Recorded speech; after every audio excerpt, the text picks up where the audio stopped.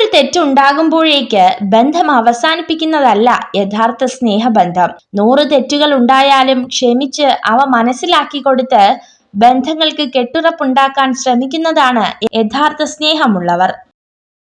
നിങ്ങളെ വാക്കുകൾ കൊണ്ട് വേദനിപ്പിക്കുന്നവർക്ക് കൊടുക്കാവുന്ന ഏറ്റവും നല്ല മറുപടിയാണ് മൗനം. നിങ്ങളുടെ സ്വപ്നങ്ങളിലേക്ക് എത്താൻ നിങ്ങൾ പോരാടണം. അതിനായി നിങ്ങൾ ത്യാഗം സഹിക്കുകയും കഠിനാധ്വാനം ചെയ്യുകയും വേണം. ആവശ്യങ്ങൾക്കായി മാത്രം അടുപ്പവും സ്നേഹവും കാണിക്കുന്നവരെ തിരിച്ചറിയാതെ പോകുന്നത് ആദ്യത്തെ തെറ്റ്. ആളും തരവും നോക്കാതെ എല്ലാവരോടും സത്യസന്ധമായി മനസ്സ് തുറക്കുന്നത് രണ്ടാമത്തെ തെറ്റ്. നമ്മൾ സ്നേഹിക്കുന്നവരെ എല്ലാം തിരിച്ചും അതുപോലെ സ്നേഹിക്കും എന്ന് തോന്നൽ മൂന്നാമത്തെ തെറ്റ്. തിരസ്കരണങ്ങൾക്ക് മുന്നിൽ ഒരിക്കലും കരഞ്ഞു കലങ്ങിയ കണ്ണുകൾക്ക് പ്രസക്തിയില്ല.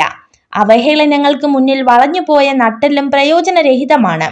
തിരസ്കരണങ്ങളെ ഉൾക്കൊള്ളാൻ പഠിക്കണം, മറികടക്കാനും.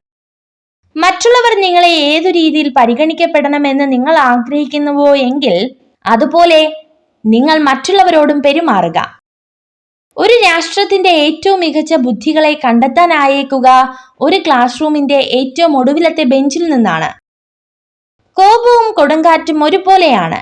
രണ്ടും ശമിച്ചതിനു ശേഷമേ അതുണ്ടാക്കിയ നാശം എത്രയാണെന്ന് തിരിച്ചറിയാനാകൂ. മഹത്തായ കാര്യങ്ങൾക്ക് വേണ്ടി ചില നല്ല കാര്യങ്ങൾ ഉപേക്ഷിക്കാൻ ഭയക്കേണ്ടതില്ല.